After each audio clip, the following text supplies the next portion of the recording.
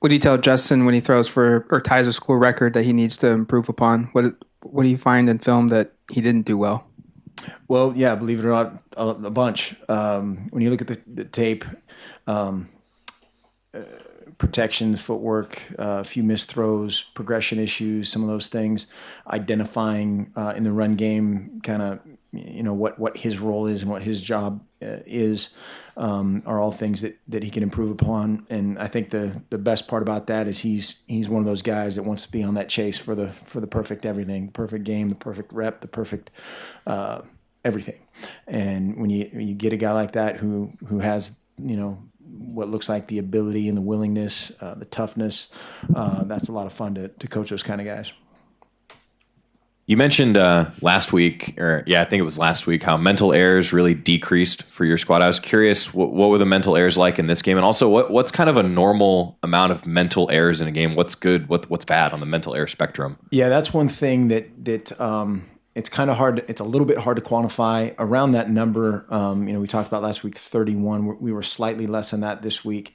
A lot of times it might be 11 guys on one play, 11 guys checking to the wrong thing or something of that nature.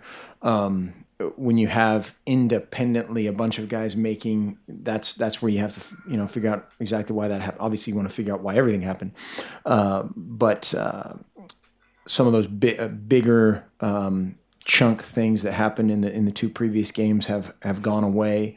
But we still, got very lucky on a couple situations, coverage wise that should have been touchdowns. Quite frankly, that we got away with, but our numbers were down.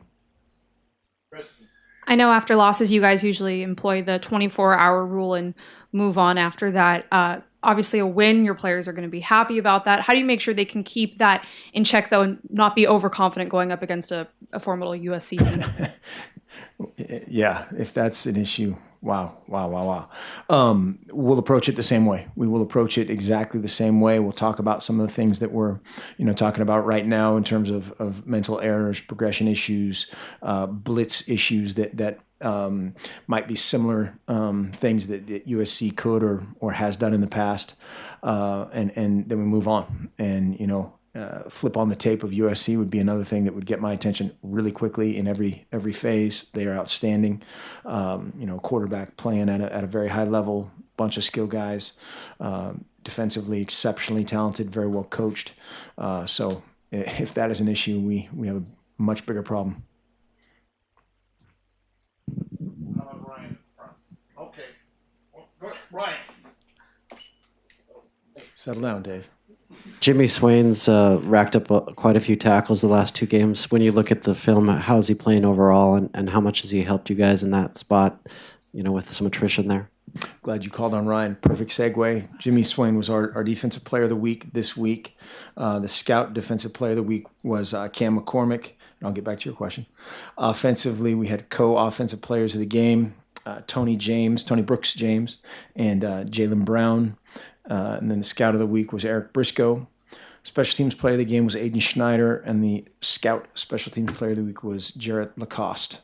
I think Jimmy is really a byproduct of kind of how we've modified defensively, how he plays faster. He's playing with more confidence, more just everything he does has more assertiveness to it. We had more collisions in this game than we've had in any other game. I thought both he, Lana did some very good things. Again, still plenty to improve upon. But he's just playing faster and more freely. Rob, do you have a segue question? It's not a segue, unfortunately. 2 of the 3 picks, I think, were on third and long situations. You had that pass rush group with Jonah down at end and Henry and TJ inside. How much of an impact do you think they had and the benefit of getting a 4-man pass rush? Yeah, we did a much better job of playing coverage yesterday, and then you got to get there. You got to couple that with a pass rush, and so that was one thing that defensively we kind of made a commitment to. Still, we're kind of down the middle too much on some guys, just in terms of negating the pass rush. But those guys, I think, as they get the chemistry of whether it's line games or who's responsible for what, I think that group will get better and better. In the back. Coach, it seemed like Carrington and Jaylen Brown had a number of blocks downfield that opened up some big plays. how much pride does the receiving group take in those blocks? They take a great deal of pride. Coach Lubick does a great job of reinforcing that, of coaching not only the technique, but it's a mentality, in a lot of ways. This was not our best game on the perimeter, and we gave those guys a talking to a few times on the sideline of how that went down. Jaylen came back. That was right. He came back great and had the big time play in the passing game over the top, and then he came right back and did a great job in the run game. So. Again, it's a mentality and something that they're very committed to. Coach, going back to Jaylen, how critical has he been filling in for some of those injured guys, Dwayne, Devin, and really helping out with the outside receiver group? Jaylen's just a stud, almost like a Tony James type guy of kind of the understudy is now, the key player and a guy that we just believe a ton in, does everything 100 miles an hour, played very hard, pretty well on special teams. Some things that he can do better there, but just a guy that brings a lot to the table and just his pride, his character, and then he also makes some plays.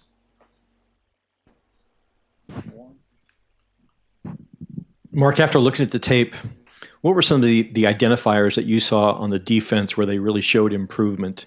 It seems like they played the most complete game defensively yesterday that maybe we've seen in several weeks. We played better. There's still so many things that we need to improve upon, but there were more collisions. Like I said, that's something that we could actually quantify. We had, more collisions, and that's guys lined up and playing with confidence. And so that needs to continue. Still fitting in the run game was an issue at times. As we all talked about, we knew kind of what we thought they were going to do, and they did in terms of how they tried to run the ball. Got to give them credit with some of the, a couple of trick plays were great as far as, they had a couple of things that were, what's the best way? Like a couple of formations where they were 100% this, and then they had the gadget off of it, got us. But still, pad level, tackling, all those things we have to improve upon. Kristen? I know it's still really early in his career, but a lot of people have been making those comparisons between Herbert and Marcus. And, Bill Musgrave's name was thrown in there yesterday just because of the record. You said last night that you want to shy away from making those comparisons. I'm curious as to if at all in his career, would you make comparisons between quarterbacks, or at what point do you start comparing quarterbacks? I think that's so, that's your wheelhouse. And I think they're how they approach, how hard they practice, how diligent they are in their preparation. Their personalities are similar at this point. But happy birthday to Marcus Mariota, by the way, today. I think we need to throttle back a little bit on the Norm Van Brocklin and Dan Fouts and everybody else as one. How much do you talk to him about just be Justin Herbert? Don't try and emulate what Marcus did or another quarterback here. How often does that come up?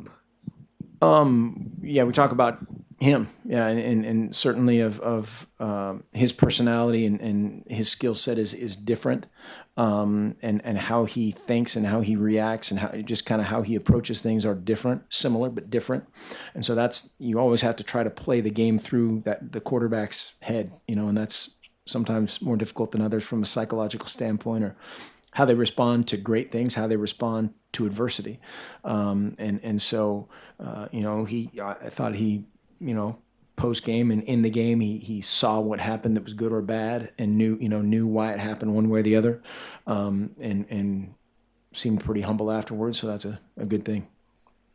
Chantel, do you have anything? Yeah. Can you hear me okay? Yep. Check. I was just curious. You said Sam Darnold is playing at a high level, USC's quarterback, Sam Darnold. I was just curious, though, have you seen anything in his play that sort of explains why he's been able to spark the USC offense so well after Clay Helton made the move to him as a starter? Unfortunately, I've seen a lot too much, way too much. He's a fantastic player. He's a guy that we got to know in recruiting a little bit. And obviously chose to go to SC, and he's a fantastic player. He's tough.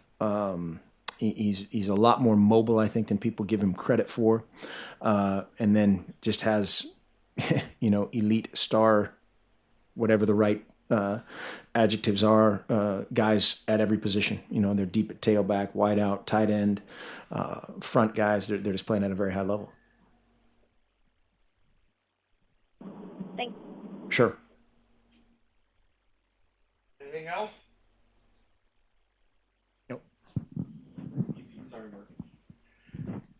You haven't probably gotten a lot of sleep in the last several weeks with this losing streak. Did you sleep better last night? What was last night like for you as you went home? It was the sleep was not good. Yes, in season sleep's not good. I mean, look at my face. You can tell. Chantel, do you have anything else? No, I'm good. Thanks. Thanks. Everybody here good?